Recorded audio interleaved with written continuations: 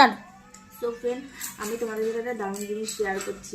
তো দেখো, এই যে সিঁদুরটা ঢালছি, কারণ হচ্ছে গিয়ে আমি একটা দারুণ জিনিস কিনেছি, আমি তোমাদের দেখাচ্ছি। আমি যখন এটা কিনছিলাম না, আজকে মানে সব জিনিসপত্র কিনছিলাম কালকে কাজের বাবাদের, তারপর আমি আলাদা করে এই জিনিসটা কিনলাম। তো আমি যখন কিনছি আমাকে বলছে যে এখন তো আমাকে সিঁদুর পরে না, এখন তোমাকে এরকম দেখছি। তো দাঁড়াও, আমি তোমাদেরকে দেখাচ্ছি, একটু স্টপ কর ভাই। তো এরকমভাবে কাগজের মধ্যে নিয়ে এবার এটার মধ্যে ঢেলে দিচ্ছি।